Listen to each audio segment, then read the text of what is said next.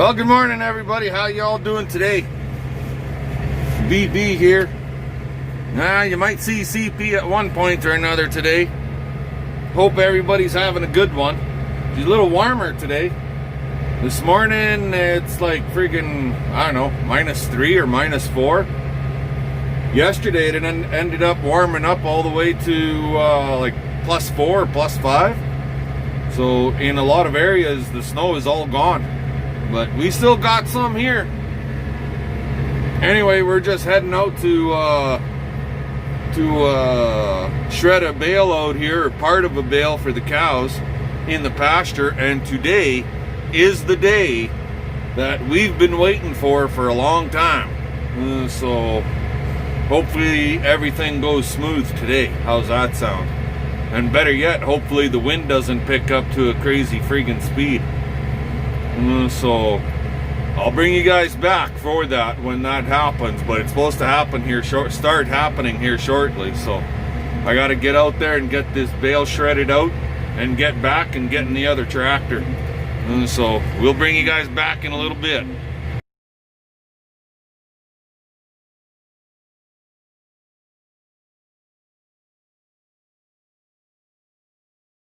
Alrighty guys, well, there's the big machine. He just started her up. I haven't put a bale in it yet. He's just doing a little bit of a warm up. Obviously there's some crap in there because it's chaffing a little bit. But when he gives me the thumbs up to rock and roll, that's when we'll start dumping bales in. I don't know how many bales an hour this guy is going to be able to do, but I guess time will tell and we'll see what happens. It's not that cold today, so hopefully it'll grind okay. I find it grinds better when it's really cold. It'll grind faster when the bales seem to be a little frozen. So, but yeah, that's her. I'll bring you guys back in a little bit. Oh, there's the thumbs up. I guess it's time for me to go. So we'll talk to you in a bit. Yeah, she's quite the operation, guys. We've been going for, I don't know, half hour, and I put about 15 bales in the machine so far. This is the first chance I had a bit of a break, but I dropped a friggin' kind of an ugly son of a bitch in there. I knew it was a little on the damper side, so that slows them down when they're damp. That's why it grinds better if the bales are a little damp, like higher moisture, like 28% moisture. Then if it's super cold, they kind of freeze and you can grind faster, and it just keeps the machine flowing nicer. But when it's warmer like it is today, that damp bale, it'll make it slow down and it grinds a little tougher. But anyway, we're getting a pile made. That's for sure, for sure. That slew hay bale that was sitting up on top in that machine, he's just starting to get down. So when I can't see the bale, that's when I got to be on the ball and drop another one in. And it's just about to that point. So I'll bring you guys back in a minute or two. Well, guys, we've got ourselves freaking a dust cloud. Look at my front window already. And it started snowing like a bugger. I know it's hard to see through these dirty, dirty windows, but it is snowing.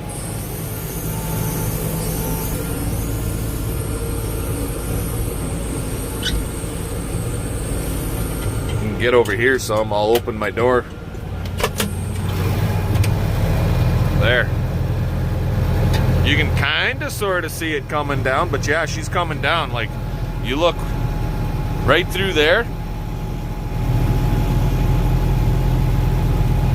Right through there, see that post out there? And it won't focus because of the snow. It doesn't know what to focus in on. But those are my windbreaks. Shit, they're 1/8 of a mile away. So not very far, like 500 yards or so. And you pretty much can't see them. That's how hard it's snowing. She's just constant. She's coming down. And then the window gets wet and all that dust sticks to the window and you get one hell of a dirty friggin' glass. But this snow is not going to stop us today. This guy's here. He ain't leaving. If he says, oh, it's snowing too much, I can't grind it, I'm going to say, no, you're going to keep on going. So we need this done. Well, time to drop another one in there almost. And I pretty much got to lift this loader, and it'll lift 14 feet right to the very, very top to get a bale in there.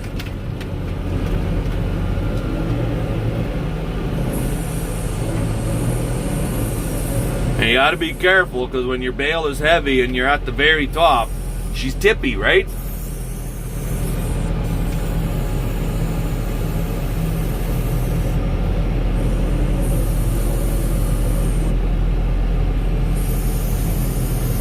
So if you got a loader that don't lift very high, you're pretty much hooped with this machine. And then we just open the grapple and let her fall in on top of the bale that's already there. And back the hell out of the way before it comes around. Yeah. Look at that dust pile. You can't even see how tall the freaking pile is from this angle. But there's a lot of guys in the area that wouldn't even be able to tub grind because their loaders don't go high enough. But anyhow, let's grab another bale and keep on rocking and rolling. Talk to you guys later. Hey there, guys. So I don't know if I made the comment before, but we're getting rid of a lot of old feed, and I will have some old alfalfa grass mix feed left over, but I'll save that stuff for when we start calving. I am throwing the odd grass bale in. It's actually from this year. Every now and again, I'll, like roughly 20 bales, I'll throw one bale of grass feed in. So, and there's a grass bale going in it right now. And if you look, you can kind of see a little bit of a green hue on the conveyor. There she goes. Whoop. So you can kind of see a little bit of a green hue on the conveyor. And that's the grass bale. That's what they look like when they come off the conveyor. But this thing is eating the feed up pretty good and chewing it up pretty nice. I'm liking the way what it's doing. And so I did have to get him to move ahead a little bit because I felt he was getting a little, oh, you can't really see it. My windows are dirtier than sin. But, and the pile will settle, but see that line right there? That's the power line. We're kind of like right underneath of it by about 10 feet. 8 to 10 feet. So yeah, I got him to pull ahead so the pile's not going to be under the power line too badly, and I'll just start pulling from the end that's closest to the power line. I'll pull from there to begin with. How's that sound? So yeah, anyway, we're gonna continue on. Let's have some fun, get her done. Okay, so I never had my feed tested. I don't know what the protein level is. I don't know what the TDN is or anything like that. I didn't bother doing that this year. Now some people might say, Brendan, why are you freaking grinding? Well, chopped up feed, the cows can utilize it better, and there's a lot less waste. There's a lot less energy wasted on the cow's behalf trying to, maybe not quite yet, trying to convert that feed source into an energy and protein source. So when it's ground down, they basically take it in and they don't have to work at breaking that feed source down. It's already done for them. And when you feed this stuff in a bunk or a fence line feed, similar to a feedlot style fence line feeding, or in a bunk out in the field, I found over the years that I've done it, and I've been doing this since 96.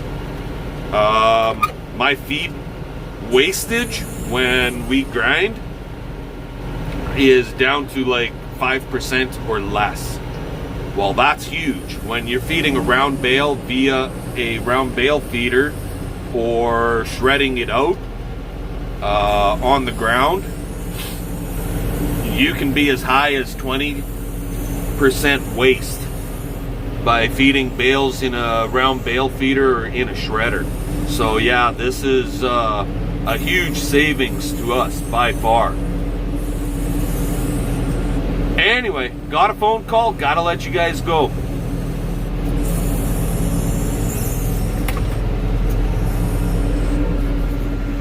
Okay, well, the young guy's got to move his truck. The wind shifted just a little bit on us, and then it's blowing that fine chaff. Instead of it blowing it on me, it's blowing it right onto his truck, and he's sucking it into the rad. And before the truck starts overheating, we figured we better move that truck.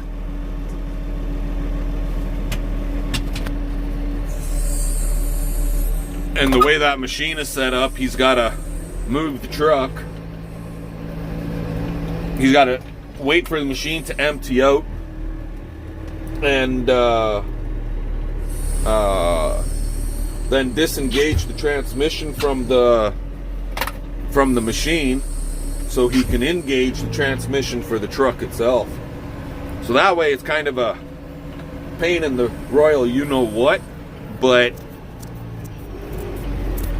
she's been grinding pretty god-darn good. Like, it looks good what he's done so far. I'm happy with the product we're getting, that's for sure.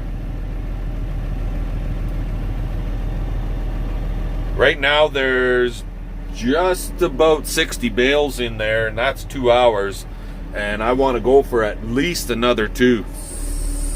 Actually, I told him we'll probably be doing closer to 3 hours. So this truck is run by a 450 horse cat engine. That's what's in that truck to drive that machine. So she's not a little boy. He's not just like a little 300 horse or 350 horse. 450 is a huge cry from 350, that's for sure. But you can see all the chaff on the windshield and stuff there. Even my tractor here, we're gonna have to friggin' get in here and either dig the pressure washer out again and wash it all off again, or get the air compressor to her and blow it off, because like, look at that hood, it's just caked with fine particles, right? But anyway, I'll let you guys go and we'll bring you back in a little while. So here's another question some people have asked me in the past. Hey Brennan, I didn't notice you pulling any twine off of that machine, off the bales. And yeah, you're right, I have not pulled any twine off any of the bales. The twine gets caught up in the rotor of the grinder, so I don't have to worry about pulling twine off. There is the odd little piece that'll come through, but very minute amount. How's that sound? Yeah, we don't worry about pulling twine off, because 99% of the twine gets caught up in the rotor of the machine. Anyway, later. Well, we're still going, guys. We're gonna go till 2:30 here and make her 5 hours, but she's getting to be a big friggin' pile, I'll tell you that much. When you're putting these bales in these tub grinders, I don't know if I friggin' said it before or not, but I'll say, if I did, well, I'm gonna say it again. How's that sound? Anyways, when you're putting the bales in these machines, they prefer them put in. They grind a lot better if you put them in twine down. So, like the way I got this bale grabbed right now, that's the best way to put these bales in these machines.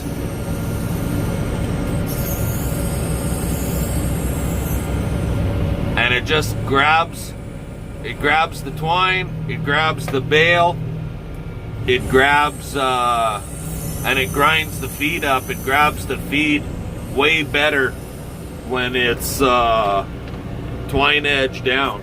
Like right now, the way that bale is sitting in there, it's sitting on top of a bale that's already in the tub, and as that bale grinds down, that one will roll so that all the twine is hitting the hammers first.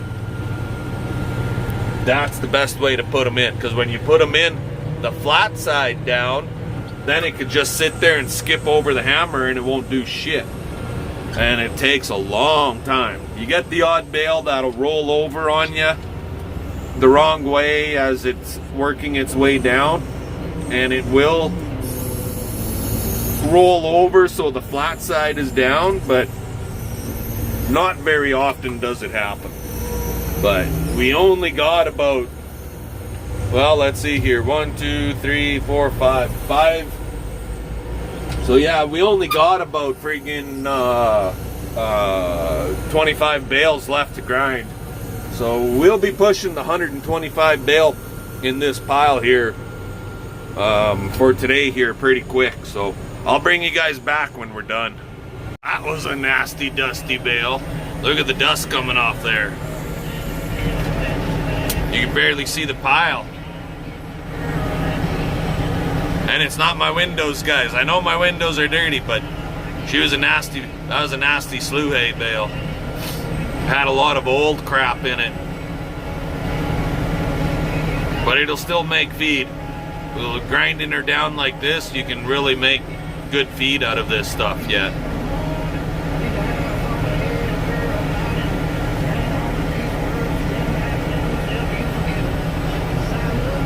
Slowly but surely we're whittling her down. We don't got many left. Okay, later. Okay guys, so see that bale right there? There's quite a bit of cattail in that, okay? I'm gonna grab that bale and I'm gonna dump that sucker into the machine, and we'll bring you back and I'm gonna show you what that looks like once it's all ground down, okay? So just give me a few minutes here and I'll bring you guys back once it's ground down so you can see what I'm talking about for good feed. And I know it's dustier than all hell, but you really can't tell the difference between that slew hay bale with all the cattails going in there. Like that bale, if I had to put it through the bale processor, the cows wouldn't have ate half of it. This way, they're gonna eat 90%. Now, some of you guys will say, well, Brendan, how many bales are you doing? Well, we're doing basically, well, we'll see how many we do when we stop. How's that sound? I had 125 bales set out, plus I grabbed a few more from other areas. So we're pushing probably closer to 140 bales. And that 140 bales all tub ground down, I've got a feeling is gonna last us well into March. Like right now we're feeding about 45 bales, 45 to 50 bales a month is what we're feeding right now. So, but it might equal out to being the same amount of bales, maybe, we'll see. But what it is doing though, because we put 55 bales of straw in here, so I'm saving on the 55 bales of straw. Like that 55 bales of straw is equal to 55 bales of hay. That's a big difference. And at 75 to $100 a bale, so let's average it to 85 at 50 bucks a bale. You know, like that's friggin' $4,000 or $5,000 worth of feed, right? Or more? I don't know. I'm not very good at math without a calculator. So yeah, it's friggin', by adding the straw in here, the cows are gonna utilize this. We've got the protein tubs out there, so if they're lacking a little extra protein, they'll have that. So it'll all be good. Talk to you later. Alrighty guys, well, we're done. So we got all of this part of the pile back here. That was what we ground first, and I'd like to use that up first because it's a weaker, it's a lot of old bales in there, so it's gonna be a pain in the ass to get it to my bunks when I'm filling, but you know what, I'll deal with that. As I mix it more, it'll be fine. Basically with what I did was a cheap man's TMR minus the grain. How's that sound? Some of the bales are wet, so the best thing that could possibly happen right now is we get a little bit of snow, like 2, 3, 4 centimeters on these piles of feed, and that damp feed that's in there, it'll start to ferment and heat up a little bit, and that snow will insulate it and it'll crust, and it basically makes it almost like a silage. There's not a lot of wet feed in there, but there is a little bit, like 28%, 25%, 28% moisture. And then, so that pile back there, and then we got this other pile of when we turned the truck.